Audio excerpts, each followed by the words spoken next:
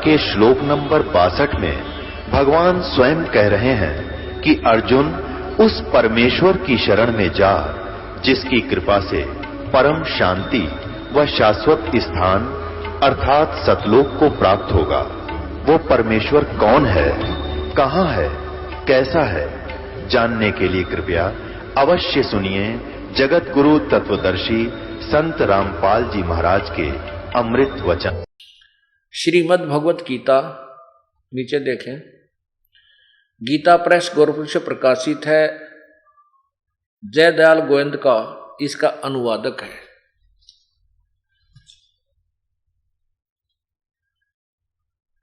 श्रीमद् भगवत गीता पद छेद अवन्य अन्वय साधारण भाषा टीका सहित गीता प्रेस गोरखपुर से प्रकाशित है। यहां देखिए,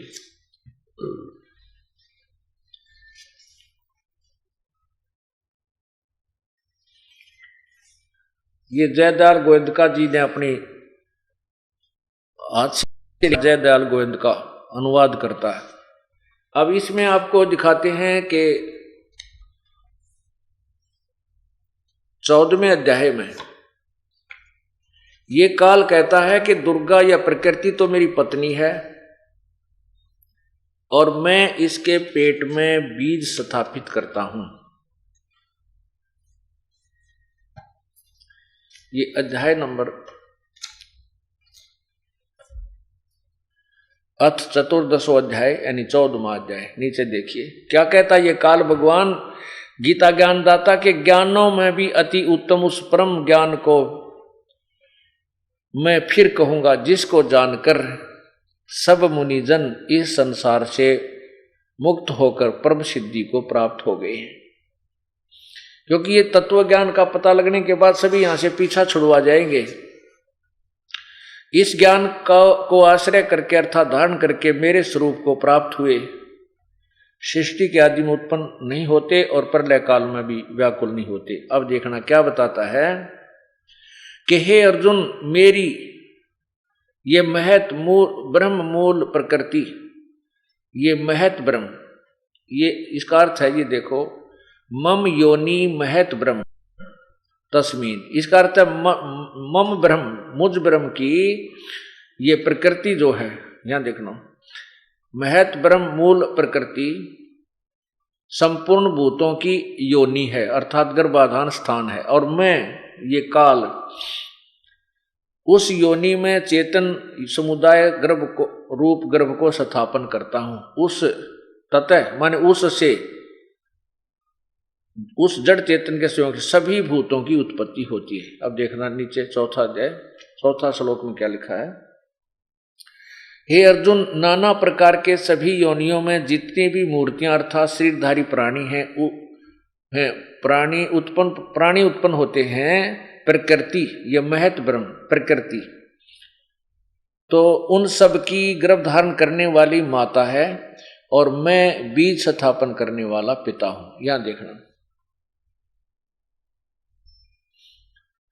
अब ये पांचवें श्लोक में 14वें अध्याय के 5वें श्लोक में स्पष्ट कर दिया है कि हे अर्जुन, सतगुण रजगुण और तमगुण ये प्रकृति संभवा, प्रकृति से उत्पन्न, या प्रकृति स्पष्ट शब्द लिखा है, प्रकृति माने दुर्गा, रजगुण सतगुण विष्णु है, रजगुण ब्रह्मा, तमगुण शिव जी, ये प्रकृति से उत्पन्न, प्रकृति दुर्गा से उत्पन्न तीनों गुण अविनाशी जीव आत्मा को शरीर में बांधते हैं अर्थात ये पार नहीं होने देते।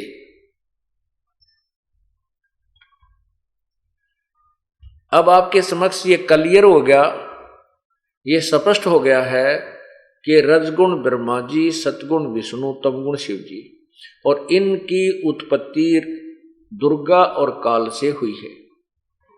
प्रकृति दुर्गा को प्रकृति भी कहते हैं, इसको महत यानी प्रधान भी कहते हैं। अब गीता ज्ञान दाता भगवान इन ब्रह्मा विष्णु महेश से भी भिन्न है और गीता के अंदर गीता ज्ञान दाता ने किसी अन्य परमात्मा के विषय में भी जानकारी दे रखी है। वो पूर्ण परमात्मा के विषय में भी बताया है। उस पूर्ण परमात्मा की भक्ति विधि और तत्व ज्ञान को समझने के लिए तत्वदर्शी संतों की खोज करने की राय दी है, सलाह दी है। इससे सिद्ध है कि गीता ज्ञान दाता भी कंप्लीट नॉलेज नहीं रखता, इसको भी संपूर्ण ज्ञान नहीं है। उन्होंने भी ऑप्शन छोड़ दिया है कि उस परम पिता, उस परम जीव परमात्मा की, पूर्ण ब्रह्म की, परम अक्षर ब्रह्म की यदि तूने प्राप्ति करनी है तो किसी तत्वदर्शी संत की खोज करो। और तत्वदर्शी संत कैसे होंगे? तत्वदर्शी संत की पहचान बताई है कि वह तत्वदर्शी संत कैसा होगा। 15वें अध्याय के प्रथम श्लोक में ही बताया है कि वो तत्वदर्शी संत कैसा होगा, वो कैसा ज्ञान देता है, तो उसको आप तत्वदर्शी संत समझना। अब एक झलक आपको फिर दिखाते हैं, क्योंकि ये एक ऐसा छुपा हुआ ज्ञान है कि अभी तक अपने समक्ष नहीं आया। और जो दंत कथा लोकवेद हमने सुना था, उसको जब से जन्म हुआ है उसी समय से हम किसी न किसी से, कोई संत से या एक दूसरे से वो सुनते आ रहे थे। तो वो पुराना रंग हमारे अंदर इतना जमा हो चुका है, उसको उतारने के लिए बार बार ये सत्संग रूपी रेगमार मारना पड़ेगा, और तब ये ज्ञान, यथार्थ ज्ञान अपने अंदर समाएगा। अब आपने ये तो पढ़ लिया गीता जी में कि तीनों गुणों की भक्ति, रजगुण ब्रह्मा, सतगुण विष्णु, तमगुण शिव जी, ये इनकी भक्ति मूर्ख लोग करते हैं। एक बार फिर देख लीजिए, क्योंकि एक ऐसा ज्ञान है, एक बार इंसान इस सत्संग को कहीं पर सुन रहा होगा तो एकदम झटका सा लगेगा कि ये संत कैसे कह रहा है ब्रह्मा विष्णु महेश। कहाँ लिखा है ऐसा कि उनको पूजा को मनाही की है? फिर देखिए श्रीमद् भगवत गीता, और गीता प्रेस गोरखपुर से प्रकाशित, ये 7वां अध्याय, ये 7वां अध्याय, नीचे देखिए अध्याय श्लोक नंबर 12 से ये वाला। इसमें लिखा है कि और भी जो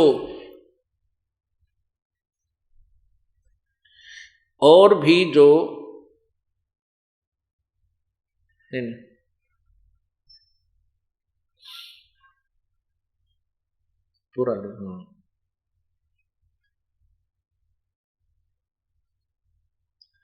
और ये है 12वां 7वें अध्याय का 12वां श्लोक आपको पढ़कर सुना रहे हैं।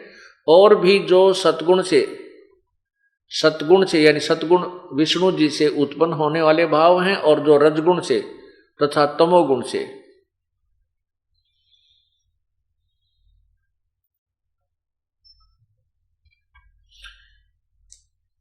उन सबको मुझसे ही होने वाले हैं ऐसा जान, परंतु वास्तव में मैं उनमें और वे मुझ में नहीं हैं। अब स्पष्ट हो गया कि तीनों गुणों, रजगुण ब्रह्मा, सतगुण विष्णु, तमगुण शिव जी से जो भी हो रहा है, उसका मुख्य कारण ये गीता ज्ञान दाता काल है, ब्रह्म है, लेकिन वो उनसे भिन्न है। आपने शिव महापुराण में पढ़ा, रुद्र संहिता में, उसमें स्पष्ट लिखा है कि ये तीनों रजगुण ब्रह्मा विष्णु महेश तीनों देवताओं में गुण हैं, लेकिन वो शिव यानी काल, सदा शिव रूपी काल रूपी ब्रह्म इनसे भिन्न है, वो गुणातीत है। तो ये हम भी स्पष्ट कर रहा है कि मैं इनमें नहीं हूं और ये मुझ में नहीं है। अब 13वें में आप देखिएगा कि क्या कह रहा गीता ज्ञान दाता कि इन तीनों गुणों की भक्ति में ये जीव उलझा रहता है। अध्याय 7 और नीचे देखिएगा श्लोक 13 में, गुणों के कार्य रूप सात्विक, राजस और तामस, इन तीनों प्रकार के भावों से ये सारा संसार अर्थात प्राणी समुदाय मोहित हो रहा है। इन तीनों गुणों से परे मुझ अविनाशी को नहीं जानता। इन तीनों गुणों से परे अर्थात इनसे अलग। अब तीन गुण याद रखना। अब इसमें त्रिगुणमयी माया आवेगी। यहां त्रिगुण इसी की व्याख्या है, क्योंकि वह दैवी अलौकिक अर्थात अति अद्भुत त्रिगुणमयी मेरी माया, ये त्रिगुणमयी मेरी माया बड़ी दुस्तर है, खतरनाक है। और जो पुरुष मुझ को निरंतर भजते हैं वे इस माया का उल्लंघन कर जाते हैं अर्थात संसार से तर जाते हैं। गीता ज्ञान दाता कहता है कि जो ब्रह्मा विष्णु महेश, रजगुण ब्रह्मा, सतगुण विष्णु, तमगुण शिव जी से ऊपर मुझे भजते हैं तो इनसे ऊपर उठ जाते हैं, ये इन बाधक कम बनते हैं। नीचे देखना। अब 15वें श्लोक में स्पष्ट कर दिया है कि इस माया के द्वारा अर्थात ब्रह्मा विष्णु महेश के ही ऊपर आश्रित इनसे मिलने वाले लाभ के ऊपर जिनका ज्ञान हरा जा चुका है, माया के द्वारा जिनका ज्ञान हरा जा चुका है, असुर स्वभाव को धारण किए हुए मनुष्यों में नीच, ओए होए, दूषित कर्म करने वाले मूढ़ लोग मुझको नहीं भजते।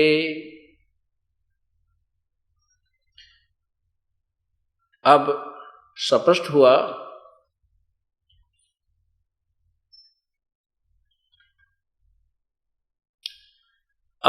हुआ कि तीनों गुण रजगुण ब्रह्मा, सतगुण विष्णु, तमगुण शिव जी की साधना करने वालों को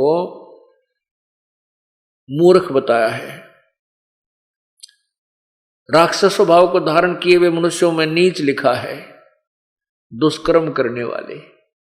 पुण्यात्माओं, ये दास भी हिंदू धर्म में जन्म हुआ, प्रथम बार ये ज्ञान सुना था तो बड़ा झटका सा लग गया था, और आंखों देखकर इन प्रमाणों को भी ये स्वीकार्य नहीं हो रहा था कि ब्रह्मा विष्णु महेश से ऊपर कोई शक्ति है और इनकी पूजा नहीं करनी चाहिए। इनको इष्ट रूप में पूजन नहीं बताया, बाकी अनादरणीय नहीं है।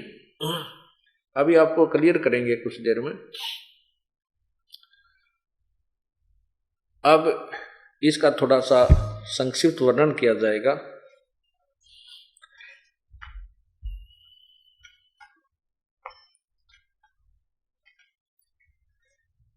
अब आपको प्रमाण देते हैं कि तीनों गुणों की पुजारियों को क्यों ऐसे बताया है। जैसे रावण ने भक्ति की थी तमोगुण भगवान शिव की, उसने क्या क्या जुल्म किए। एक पर नारी का अपहरण किया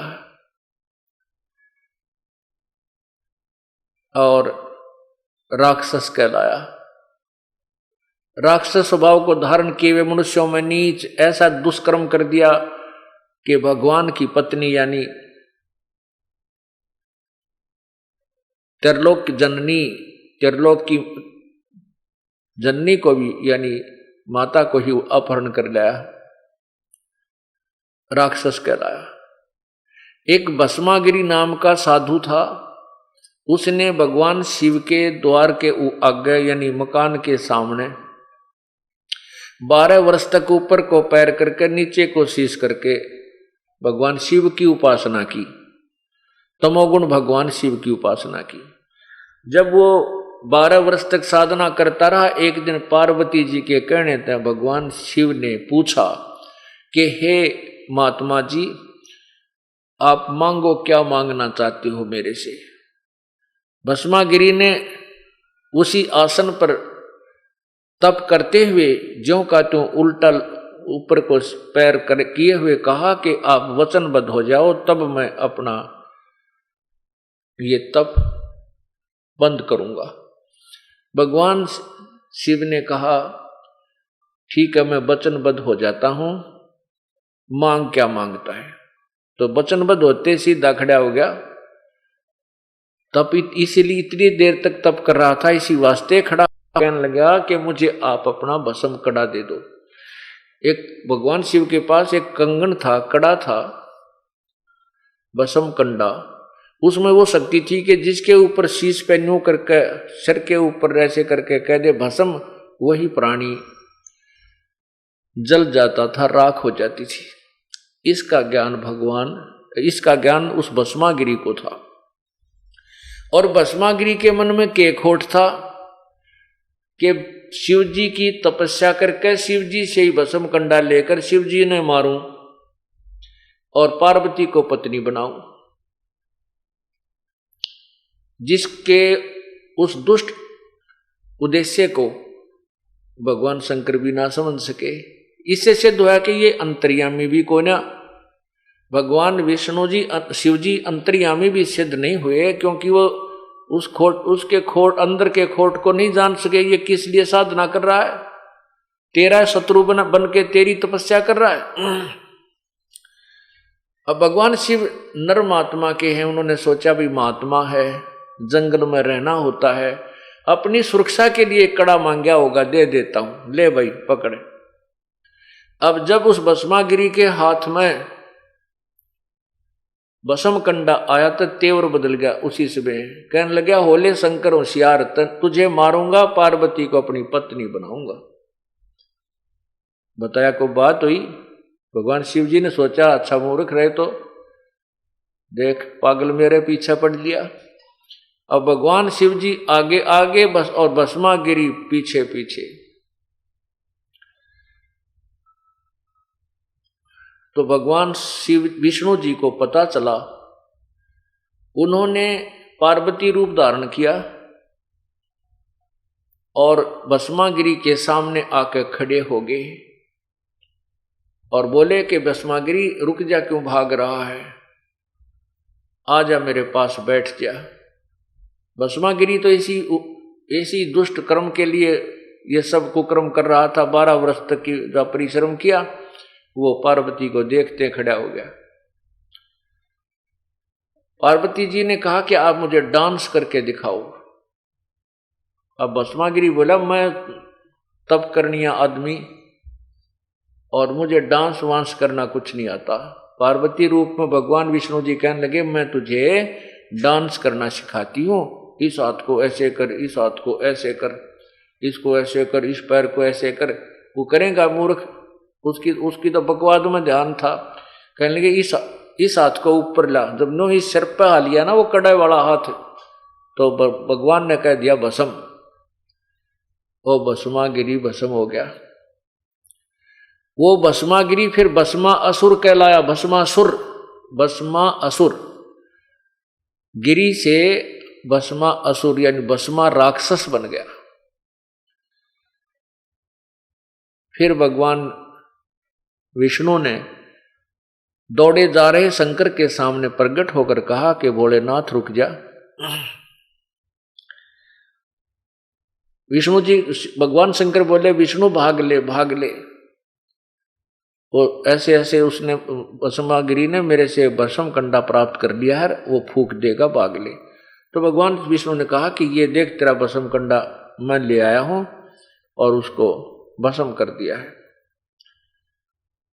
तो कहने का भाव ये है कि तमोगुण की उपासना करने वाले राक्षस स्वभाव को धारण किए हुए मनुष्यों में नीच दुष्कर्म करने वाले ये मूर्ख सिद्ध हो गए। तमोगुण के उपासक तो ऐसे। अब ब्रह्मा का रजोगुण का उपासक श्री विष्णु जी के साथ हिरण्यकशिपु ने द्वेष लगा लिया और ब्रह्मा जी की उपासना की, ब्रह्मा जी की साधना करके सिद्धि प्राप्त कर ली। सिद्धि प्राप्त करके फिर अपने आप भगवान बन बैठा, अपने ही पुत्र का शत्रु बन गया कि मेरी भक्ति करो, विष्णु भगवान की पूजा मत करो। राक्षस कहलाया, कुत्ते वाली मौत मरा।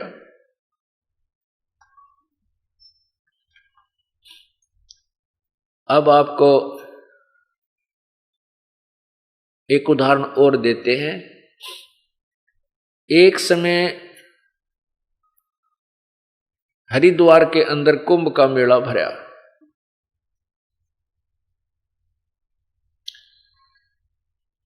कुंभ का मेला भरता है, उसमें स्नान करने के लिए सभी ऋषिजन, ये महात्मा, गिरी, पुरी, नाथ, कनपाड़े, नाग्य, वैष्णो, ये सब जाते हैं और वहां जाकर के ये अपने अपने ग्रुप में, अपने अपने समुदायों में इकट्ठे हो जाते हैं और फिर वो इकट्ठे ही स्नान करने के लिए उस विशेष तिथि को विशेष समय में जो पूर्व निर्धारित किया गया होता है कि इस दिन पर भी लगेगी उस स्नान की, वो स्नान करने के लिए जाते हैं। इसी प्रकार आज से लगभग 350 वर्ष पूर्व एक कुंभ का मेला हरिद्वार में हर की पैड़ियों पर भी हुई थी, उसकी यानी भरा था। उसमें स्नान करने के लिए सबसे पहले नागा, कति नंगे रहा करें, उनको नागा साधु कहते हैं, वो भी शिव जी के पुजारी हैं। ये नागा, गिरी, पुरी, नाथ, नागा को उग्गड़ भी कहते हैं, ये भगवान शंकर तमोगुण के उपासक हैं। और वैष्णु साधु ये विष्णु जी के उपासक हैं, सतगुण विष्णु जी के। अब नागा सबसे पहले जाकर के हर की पैड़ियां पर स्नान करने की तैयारी करने लगे। पीछे से वैष्णु साधुओं का वो समुदाय आ गया, पूरा जो ग्रुप आ गया। उन्होंने कहा वैष्णु ने कि ए नागा लोगो, तुम अभी स्नान मत करना, प्रथम स्नान हम करेंगे, हम सर्वश्रेष्ठ साधु हैं, हम विष्णु जी के उपासक हैं, विष्णु जी तीनों में श्रेष्ठ है। नागाओं ने कहा कि हम सर्वश्रेष्ठ हैं और तुम बाद में स्नान करना, पहले गंगा में हम स्नान करेंगे। विष्णु साधु बोले तुम कहाँ के श्रेष्ठ हो, कहाँ के तुम उत्तम हो, शरण फट तुम नाना ने धोना, तुम टट्टी के हाथ भी ना धोते, पशु की तरह नंगे फिरते हो, राख लपेटे फिरते हो, और दूर हो जाओ, हम स्नान करेंगे, हम वैष्णु साधु हैं, हम सर्वश्रेष्ठ हैं। अब उधर से नागा और उधर से विष्णु के उपासक, सतोगुण के उपासक वैष्णु आपस में उलझ गए। अब स्नान करना पर बीता गए भूल, तलवार निकाल ली, त्रिशूल निकाल लिए और मुक्का वो उसका मारे 25,000 नागा और वैष्णु, यानी तमोगुण शिव जी के उपासक और सतोगुण विष्णु के उपासक, 25,000 वो साधु कटका मर गए, कत्लेआम हो गया। उस गंगा के पानी में लाशा लाश तरह सब उतर रहे थे, लाल पानी हो गया उस गंगा जी का। 25,000 आदमी उतरा गजब हुई। अब ये विचार करना पुण्यात्माओं, इस तत्व ज्ञान से हमें समझ में आएगा ये कहानी क्या है, हम क्या कर रहे हैं, क्या करना चाहिए था।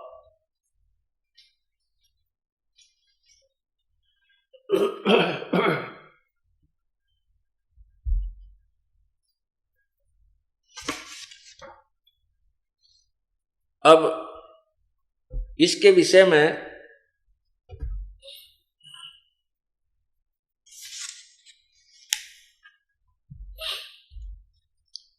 क्या बताया है? तीर तुपक तलवार कटारी जमदड़ जोर बधावे हैं, हर पैड़ी हर हेत न जाना वाजा कर चलावे हैं। काटे शीश नहीं दिल करुणा वो जग में साध कमावे हैं, जो जन उनके दर्शन को जावे उनको भी नरक पठावे हैं। यो भी बैदा है बैदे से वेद अलैदा, यो भी बैदा। अब परमात्मा की प्यारी आत्मा आदरणीय गरीबदास साहिब जी ने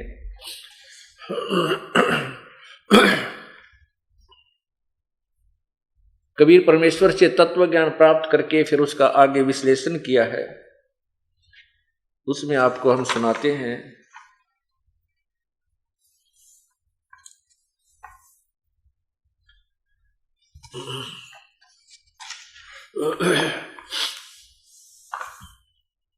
सदग्रंथ के अंदर बैदे का अंग है। बैरागी सन्यासी सब ही चूतड़ छार लगावे हैं, 500 रांड 2500 लड़के धूंधू धार मचावे हैं। अब देखो परमात्मा ने क्या कहा है कि सन्यासी बैरागी, ये सन्यासी जो है गिरी पुरी ये शिव जी के उपासक और बैरागी विष्णु जी के उपासक, इनके विषय में कह रहे हैं कि सब ही कुछ तो इनमें अपना राख रूख लपेट कर बिल्कुल न्यारी सी व्यवस्था बनाकर रहते हैं, और इनमें 5 रांड 2500 लड़के, 5 काम क्रोध मोह लोभ अहंकार रूपी नारी। अब क्या बताते हैं कि सन्यासी कैसे बनते हैं कि घर छोड़ दिया और सन्यास ले लिया। परमात्मा कहते हैं एक नारी त्याग दीनी 5 नारी गैल बे, पाया ना द्वारा मोक्ष का सुखदेव करी बहु सैल वे। एक स्त्री को छोड़ देने मात्र से आप बैरागी सन्यासी नहीं बन जाते। तो यहां कहते हैं 5 नारी काम क्रोध मोह लोभ अहंकार इनको त्याग दब वैरागी होगा। और फिर 25 इसकी प्रकृति है इनकी, 5 तत्व 5 इनके जो आगे विभाग हैं, तो उसके बारे में कहते हैं 5 रांड 2500 लड़के, ये काम क्रोध मोह लोभ अहंकार और साथ में शब्द सप्रस रूप रस गंध आदि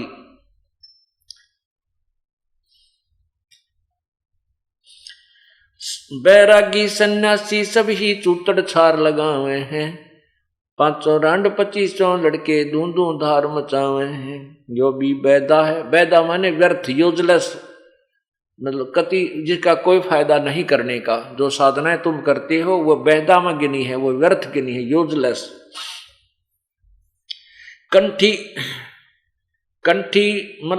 कंठी माला और मृगशाला सिर पर जटा रखा हुए हैं। ढोलक ताल दालरी पीटे हैं, फिर तानारी री गावे हैं। यो भी बैदा है, ये भी व्यर्थ की बकवाद है, ये भक्ति मार्ग नहीं है। बैदा क्यों जाना हम सतगुरु भेंट्या यूं जाना, क्योंकि तुमने के पता लग गया कि ये व्यर्थ है।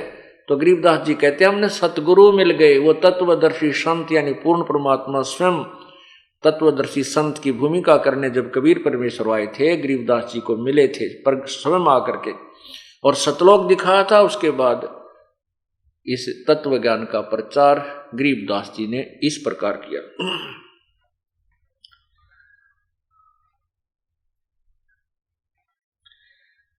करवा और कोपीन लिए जो बनखंड गुफा बनावे हैं, खुद्या कुत्ती घट में दूती, फिर गृह द्वारे जावे हैं। सन्यासी हो गए, घर छोड़ दिया, वन में जाकर गुफा बना ली, और भूख लगी फिर गांव में आए शहर में रोटी मांगने।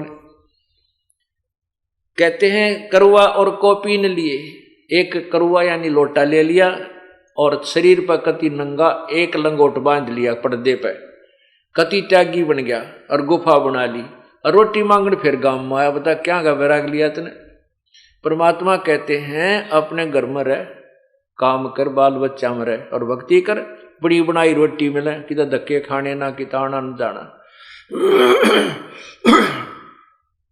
करवा और कोफीन लिए जो बनखंड गुफा बनावे हैं, खुदा कुत्ती घट में दूती, क्षुदा भूख, फिर गृही द्वारे आवे हैं। फिर गृहस्थी के द्वार ने आगे आते हाथ फैलाते हो तुम, तो बता फिर गांव छोड़ने का क्या फायदा हुआ, घर त्यागने का क्या यूज हुआ, क्या फायदा हुआ।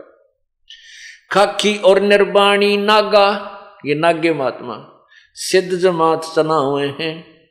रण सिंगे तुरही तुतकारा, फिर गागड़ भांग घुटावे हैं। ये विकार और फिर न्यारे शुरू कर दें घर छोड़ने पीछे। काशी गया प्रयाग महोदित जगन्नाथ को जावे हैं। लोहागर और पुष्कर परसे है, द्वारका दाग दगावे हैं। तीर तुपक तलवार कटारी जमदड़ जोर बंधावे हैं। हर पैड़ी हर हेत न जाण्या, वाजा तेग चलावे हैं। यो भी बैदा है बैदे से भेद अलैदा, काटे शीस नहीं दिल करुणा वो जग में साध कमावे हैं। जो जन उनके दर्शन को जावे, उनको भी नरक ले जावे। कहते ऐसे गुरुओं ऐसे संतों के जो दर्शन करने जाओ उनको भी नरक का भागी बनाते हैं। जो काटे शीस नहीं दिल करुणा, जिनके दिल में दया नहीं और साधु कुआं में कट आपस में कट मरे, तो दूसरों का कल्याण वो क्या करेंगे।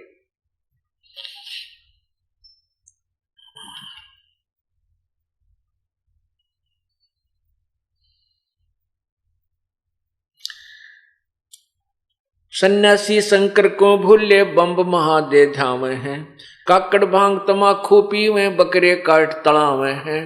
सन्यासी शंकर को भूले वो बम्ब महादे जावे हैं। आपने देखा होगा कि भगवान शिव के उपासक जब कावड़ लाते हैं, वो ना तो शंकर भगवान कहें, वो इन्हों क्या आख रहे हैं ओ बोले, और लड़कियां बहनों को कहेंगे ए बोड़ी आगे नोले, यानी आप पे तो बोले बन रहे हैं, आप पे बोड़ी बन गए। भगवान की वो इज्जत कर रहे हैं या बेइज्जती, या भी समझ में ना आती। और फिर क्या बोलते आते हैं बम बम बम बम, ये कोई प्रभु का नाम नहीं है। तो कहते हैं सन्यासी शंकर को बोले बम्ब महादे धावे हैं, परमात्मा को बम्ब बम्ब करके वो याद करते हैं। उस शंकर जी के यथार्थ नाम से भी परिचित नहीं है। वो यथार्थ नाम भी ये दास आपको बताएगा, जिससे भगवान शिव का लाभ आपको प्राप्त होगा। अब आपने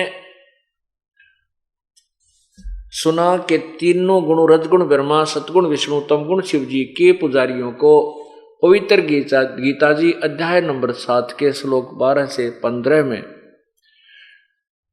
राक्षस स्वभाव को धारण किए हुए मनुष्यों में नीच दुष्कर्म करने वाले मूर्ख, ये 4 उपमा दी है इकट्ठी। ये इसलिए है जो आपको अभी उदाहरण स्पष्ट किया, उदाहरण के द्वारा आपको स्पष्ट किया। अब गीता ज्ञानदाता ब्रह्म अपने विषय में भी कहता है कि मेरी भक्ति भी अनुत्तम है, अश्रेष्ठ है। क्योंकि गीता अध्याय नंबर 4 श्लोक 5 में कहा कि अर्जुन तेरे और मेरे बहुत जन्म हो चुके हैं, तू नहीं जानता मैं जानता हूं। अब जन्म और मृत्यु होती रहेगी तो जीव सुखी नहीं है। पूर्ण सुख तभी प्राप्त होगा, मोक्ष तभी प्राप्त होगा जब हम सदा के लिए जन्म मृत्यु से मुक्त हो जाएंगे। उसके विषय में गीता ज्ञानदाता भगवान कहता है कि उसके लिए किसी तत्वदर्शी संत की खोज कर। अब आपको दिखाते हैं 7वें अध्याय के 18वें श्लोक में अपने विषय में कहा है कि मेरी भक्ति भी अनुत्तम है। ये देखिएगा पवित्र गीता जी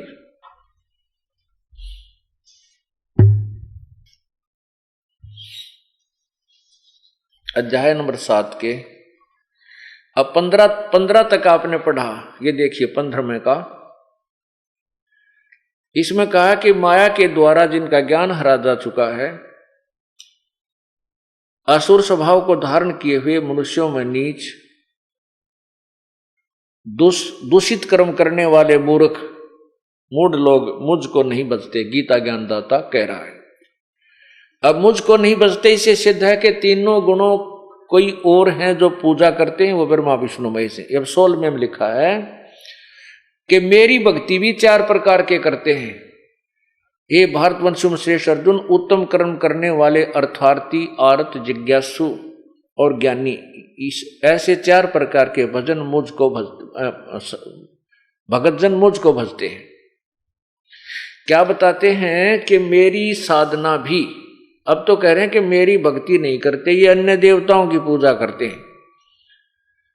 और मेरी भक्ति भी 4 प्रकार के करते हैं। अर्थार्थी, अर्थार्थी माने जो धन गणा ज्यादा धन वृद्धि के लिए, यानी अपने कारोबार में बरकत करने के लिए वेदों के मंत्रों के आधार पर अनुष्ठान करते हैं, धार्मिक अनुष्ठान। वो अन्य उपासना नहीं करते, अन्य उनकी जैसे ओम जय जगदीश रे, स्वामी जय जगदीश रे, जय गणेश देवा कहते, इस तरह की पुस्तकों पर विश्वास वो नहीं करते। वो केवल वेदों पर विश्वास करते हैं और वेदों के मंत्रों के आधार पर ही वे धार्मिक अनुष्ठान किया करते हैं, वो अर्थार्थी। और फिर आर्थ, संकट निवारण के लिए भी वेदों के ही मंत्रों का यानी श्लोकों के उच्चारण उन अनुष्ठानों के आधार पर करते हैं। और तीसरा जिज्ञासु। जिज्ञासु वो होता है जो परमात्मा प्राप्ति के लिए दृढ़ता से चलता है और उसने फिर ज्ञान ग्रहण कर, संतों के पास जाता है, ज्ञान ग्रहण कर लेता है। उस ज्ञान के ऊपर अनुसरण ना करके वो वक्ता बन जाता है, वो ज्ञानी, वो जिज्ञासु, वो भी व्यर्थ बताया। जो चौथा ज्ञानी है, चौथे ज्ञानी को इन तीनों से ठीक बताया कि वो ज्ञानी जो है वो मेरी भक्ति करता है। ज्ञानी किसे कहते हैं? जिसको ये ज्ञान हो गया कि मनुष्य जीवन बार बार नहीं मिलता और मनुष्य जीवन प्राप्त करके भक्ति करनी चाहिए। वेदों में उन्होंने पढ़ा कि एक ही परमात्मा है जो जिसकी भक्ति करने से जीव का पूर्ण कल्याण हो सकता है। उस एक ही प्रभु की भक्ति करनी चाहिए, अन्य उपासना अन्य देवताओं की, ब्रह्मा विष्णु महेश आदि की नहीं करनी चाहिए। उस ज्ञानी को इतना पता हो गया तो उसने वेदों को पढ़ा, स्वयं ही निष्कर्ष निकाल लिया कि उसमें ओम नाम लिखा है, ओम नाम ही मोक्षदायक है, क्योंकि उस ज्ञानी को तत्वदर्शी संत नहीं मिला और तत्वदर्शी संत के बिना वेदों को समझा नहीं जा सकता। गुरु बिन काहू न पाया ज्ञाना, जो थो था बुछड़े किसाना। गुरु बिन वेद पढ़े जो प्राणी, समझे न सार रहे अज्ञानी। तो उन ज्ञानी व्यक्तियों ने, जैसे चुनक ऋषि जैसे, वशिष्ठ ऋषि जैसे, कपिल मुनि, कपिल ऋषि जैसे, इन ज्ञानियों को ये तो पता हो गया कि भगवान की भक्ति करने से मोक्ष होगा, अन्य देवताओं की पूजा से नहीं करनी चाहिए, और वेदों को पढ़ा। वेदों में यजुर्वेद अध्याय नंबर 40 के मंत्र नंबर 15 में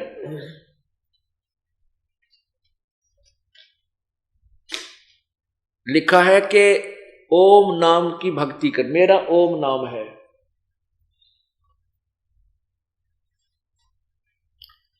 ये वेदों का ज्ञानदाता और गीता जी का ज्ञानदाता ब्रह्म है। अब देखिए यजुर्वेद में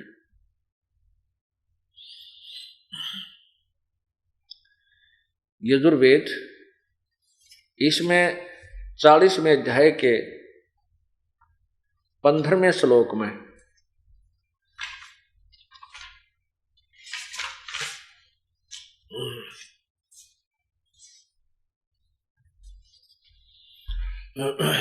इसमें है 40वां अध्याय यजुर्वेद भाषा भाष्यम 44वां अध्याय यानी 40वां अध्याय। नीचे देखो यहां पर ये 15वां मंत्र है।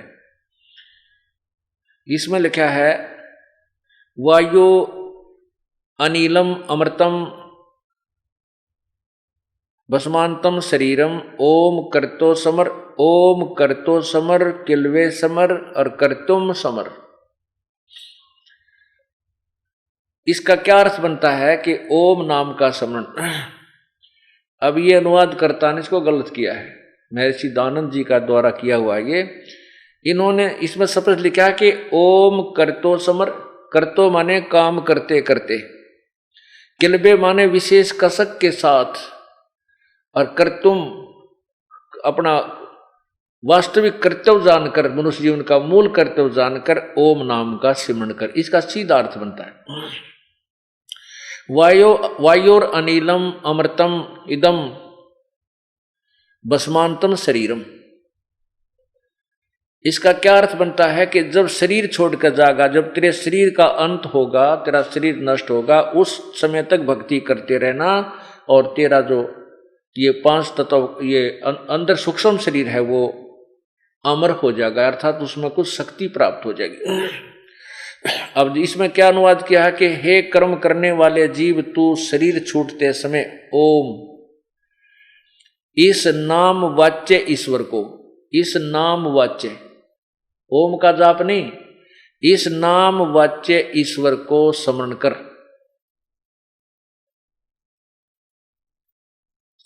अपने सामर्थ्य के लिए पर परमात्मा और अपने स्वरूप का स्मरण कर, अपने किए का स्मरण कर।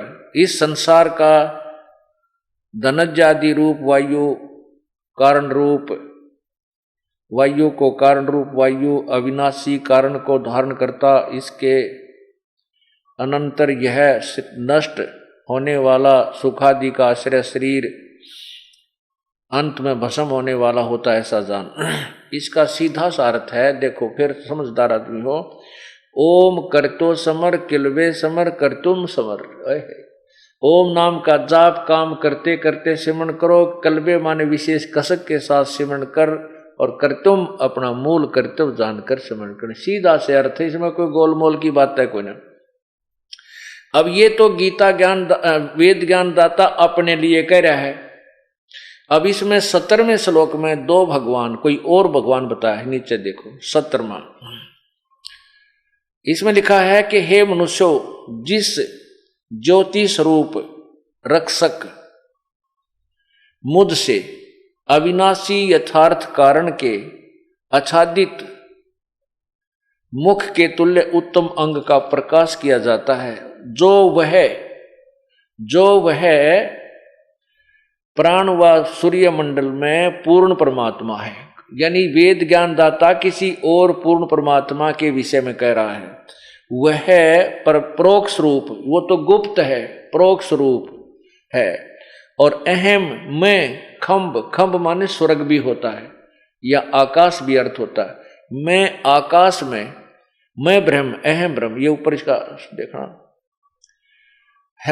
हर्मेन पात्रेण सतस्य अपहितम मुखम, ये असौ आदित्य पुरुष स अहम ओम खम्भ ब्रह्म।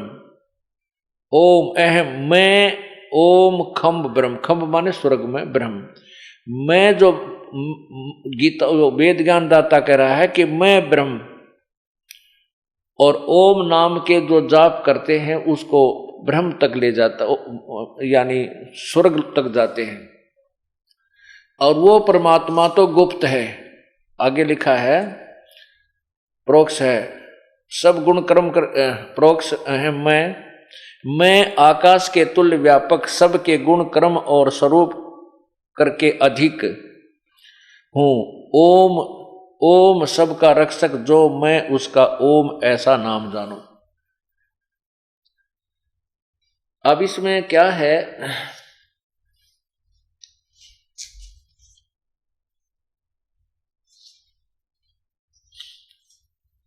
कि ओम नाम का जाप है ब्रह्म का। अब इसके साथ साथ आपको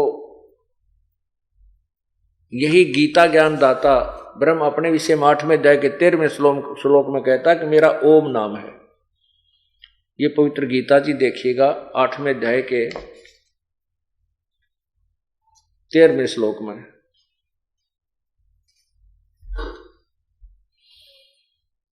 आठवें अध्याय के नीचे आइएगा, ये 13वां श्लोक है, ये 13वां। इसकी हम संस्कृत पढ़ते हैं। ओम इति एक अक्षरम ब्रह्म व्यवहारन माम अनुसमरण, यह प्रयाति तजन देहम स याति परमाम गतिम। गीता ज्ञान दाता कहता है कि अहम ओम इति एक अक्षरम ब्रह्म व्यवहारन माम ब्रह्म, मुझ ब्रह्म का ये ओम केवल यही एक अक्षर है। ओम केवल यह एक अक्षर है, व्यवहारन यानी उच्चारण करके स्मरण करने का। और जो ये प्रयाति तजन देहम सयाति परमाम गतिम, जो इसकी अंतिम सांस तक, देह छूटने तक, शरीर का नष्ट होने तक इसका जाप करता है, वो मेरे वाली परम गति को प्राप्त होता है। सब यहां देखना, यहां से शुरू होता है। ये 14, 13 और 14 की इकट्ठी अनुवाद है। यहां ये जो ओम, जो पुरुष ओम, इस एक अक्षर रूप, इसने लिखा यहां ब्रह्म को यहां लगा दिया, रूप ब्रह्म को उच्चारण करता हुआ और उसके अर्थ स्वरूप मुझ निर्गुण ब्रह्म, यहां माम ब्रह्म यहां आना चाहिए था। ब्रह्म का चिंतन करता हुआ शरीर को त्याग कर जाता है, वह पुरुष परम गति को प्राप्त होता है। अब ये तो बताया इसने अपने लिए, और फिर 17वें अध्याय के 23वें श्लोक में कहा है कि उस परमात्मा के भक्ति के लिए पूर्ण मोक्ष के लिए पूर्ण परमात्मा की भक्ति करनी चाहिए और उसके लिए ओम तत्सत इति निर्देश है ब्रह्मणे त्रिविध समर्थ है। ये देखिए गीता जी और अध्याय 17 और श्लोक 23, इसमें लिखा है कि ओम तत्सत इति निर्देश है ब्रह्मणे त्रिविध समर्थ है ब्राह्मणा तेन वेदा च यगा च विहिता पुरा। इसका अर्थ है कि ओम तत्सत, उस ब्रह्मणे माने पूर्ण परमात्मा यानी सच्चिदानंद ब्रह्म का, यहां देख लें कि ओम तत्सत, ऐसा यह 3 प्रकार का सच्चिदानंद घन ब्रह्म का नाम कहा है। गीता ज्ञान दाता ब्रह्म से अलग कोई ब्रह्म है जो सच्चिदानंद घन ब्रह्म है। ब्रह्मणे का अर्थ है ब्रह्म से अलग जो अन्य परमात्मा है पूर्ण ब्रह्म, उसका नाम कहा है।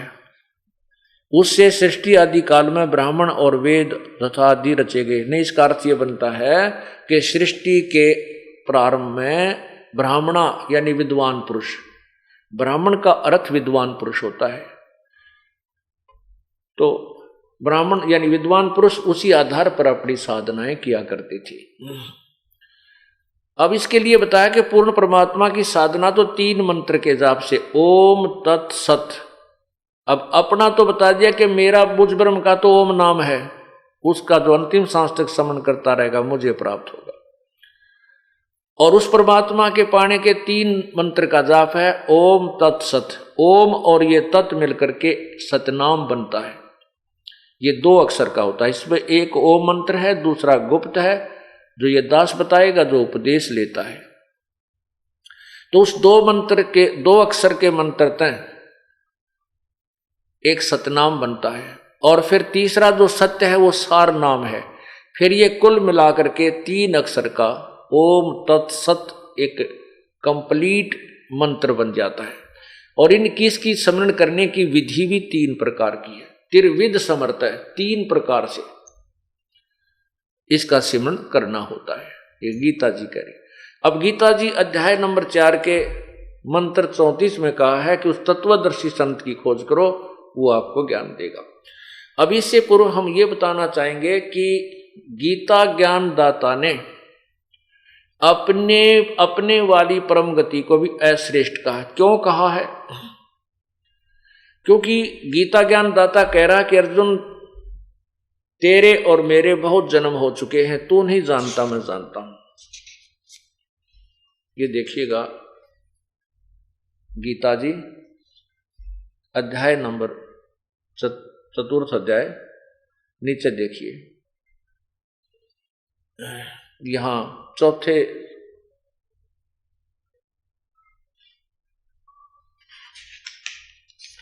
5 में ये है, ये 5वां श्लोक है नीचे, ये वाला ये 5वां श्लोक है। यहां देखना, हे परंतम अर्जुन मेरे और तेरे बहुत से जन्म हो चुके हैं, उन सबको तू नहीं जानता मैं जानता हूं। फिर इसमें लिखा कि मेरे जो जन्म और मृत्यु हैं वो अलौकिक है। यह देखना, हे 9वां श्लोक, हे अर्जुन मेरे जन्म और कर्म दिव्य अर्थात निर्मल और अलौकिक है। इसी प्रकार जो मनुष्य तत्व से जान लेता है वह शरीर को त्याग कर फिर जन्म को नहीं प्राप्त होता, मुझे प्राप्त होता जैसे भी। अब ये क्या कहता है कि मेरे और तेरे बहुत जन्म हो लिए, तू नहीं जानता मैं जानता हूं। मेरे जन्म और मृत्यु अलौकिक है। इससे सिद्ध है कि जन्म मृत्यु तो गीता ज्ञान दाता का भी होता है, अविनाशी नहीं है। 10वें अध्याय के दूसरे श्लोक में आप देखिएगा स्पष्ट किया है। यही काल कहता है कि अर्जुन मेरे जन्म को, मेरी उत्पत्ति को ये देवता लोग नहीं जानते, क्योंकि ये मेरे से उत्पन्न हुए। स्पष्ट है, क्योंकि ब्रह्मा विष्णु महेश और ब्रह्मा विष्णु महेश के बाद फिर अन्य देवता उत्पन्न हुए।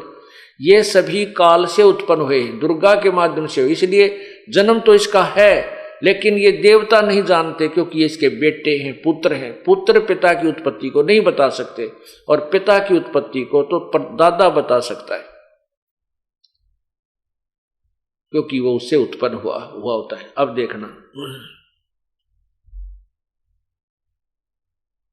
श्रीमद् भगवद गीता अध्याय नंबर 10 और श्लोक नंबर 2, ये देखिएगा।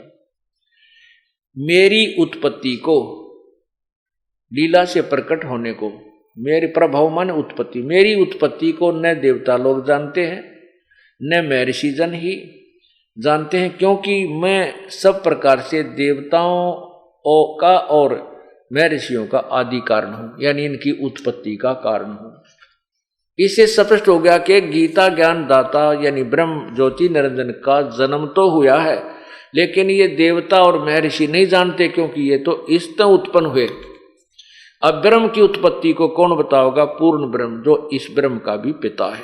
उसने स्वयं आकर के चारों युगों में प्रकट होकर के इस पूरी सृष्टि रचना को और ब्रह्म की और दुर्गा की उत्पत्ति, सब जीवों की उत्पत्ति, ब्रह्मा विष्णु महेश के जन्म की व्याख्या निर्णायक तरीके से की।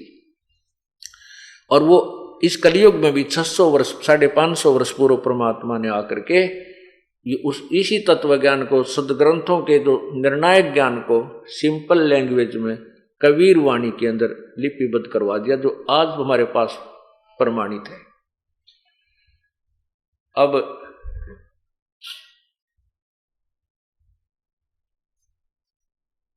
ये क्या क्या कहता है कि अर्जुन तेरे और मेरे बहुत जन्म हो लिए, आगे भी होते रहेंगे। दूसरे गीता जी अध्याय नंबर 2 के श्लोक 12 में भी लिखा है कि ये सामने खड़े सैनिक तू और मैं पहले भी थे, आज भी हैं, आगे भी होंगे। ये मत सोचना कि हम अभी अभी हैं। इससे सिद्ध है कि गीता ज्ञानदाता भी जन्मता और मरता है, इसकी भी मृत्यु होती है। इसलिए ये कहता है कि मेरे को प्राप्त होकर प्राणी फिर जन्म मृत्यु को प्राप्त होते हैं। लेकिन इसलिए अर्जुन तो उस परम पद उस सर्वभाव से उस परमेश्वर की शरण में जा, जिसकी कृपा से तू परम शांति और शाश्वत सतान सदा रहने वाले लोक को चला जाएगा। 15वें अध्याय के 4 श्लोक में कहा है कि तत्वदर्शी संत की प्राप्ति के उपरांत उस परम पद परमेश्वर की खोज करनी चाहिए, जहां जाने के बाद साधक फिर लौटकर संसार में नहीं आता। अब आपको बिल्कुल श्रेय से सुनाऊंगा इस तत्व ज्ञान को, पहले थोड़ा सा हिंट देता हूं। श्रीमद् भगवद गीता अध्याय नंबर 15 श्लोक नंबर ये देखिएगा 4। अब कहते हैं तत्वदर्शी संत की प्राप्ति के उपरांत फिर उसके द्वारा प्राप्त ज्ञान के आधार पर उसके पश्चात उस परम पद रूप परमेश्वर को भली भांति खोजना चाहिए, जिसमें गए हुए पुरुष फिर लौटकर संसार में नहीं आते, और जिस परमेश्वर से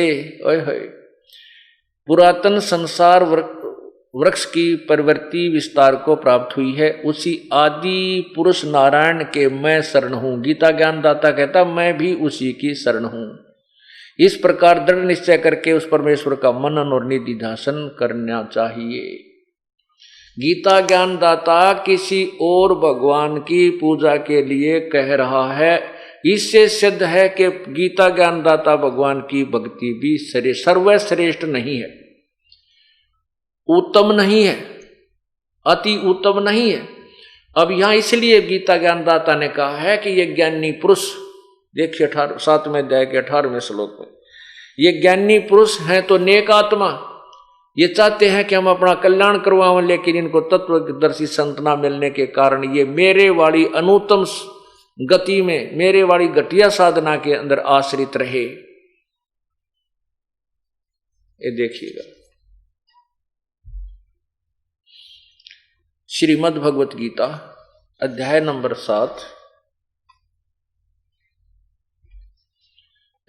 7 और श्लोक नंबर 18।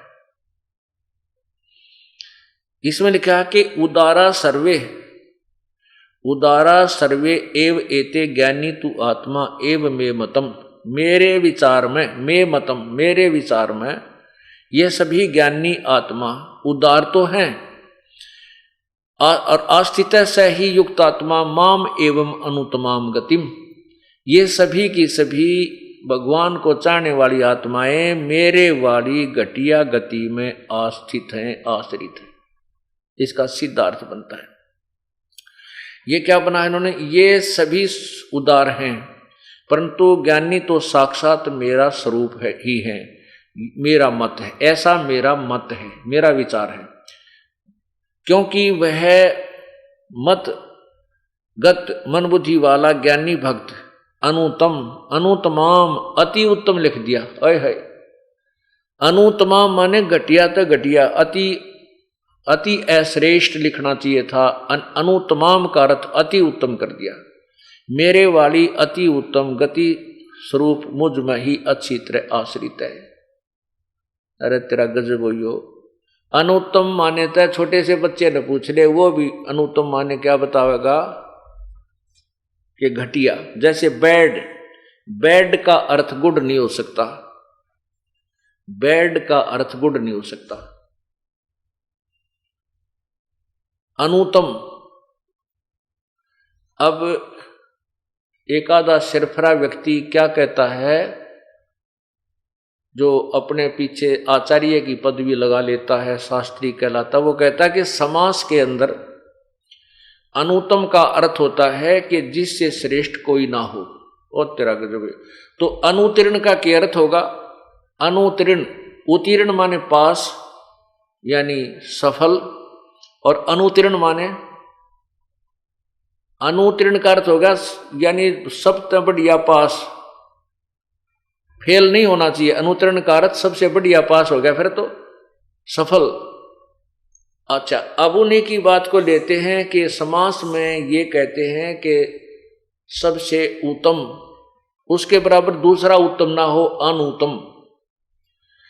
अगर हम यही मानकर चले कि यहां उन्होंने समास प्रयोग किया तो भी बात नहीं फिट बैठती, क्योंकि अगर ये अनुत्तम का अर्थ हम यहां सर्वश्रेष्ठ भी मान लिया तो भी फिर गीता ज्ञानदाता अपनी भक्ति से अन्य किसके बारे में कह रहा है, उसके बारे में कह रहा है कि उसकी शरण में जाने से पूर्ण मोक्ष होगा, तो भी गीता ज्ञानदाता की भक्ति श्रेष्ठ नहीं है। क्योंकि अपनी यदि उसकी सर्वश्रेष्ठ होती तो फिर अन्य भगवान के बारे में उसको कहने की क्या जरूरत थी। यहां पर समास भी उनका फिट नहीं है, ये तुक्का भी नहीं लगता। अब यहां अपनी साधना, ब्रह्म साधना को अनुत्तम क्यों कहा, उसके विषय में एक उदाहरण देते हैं।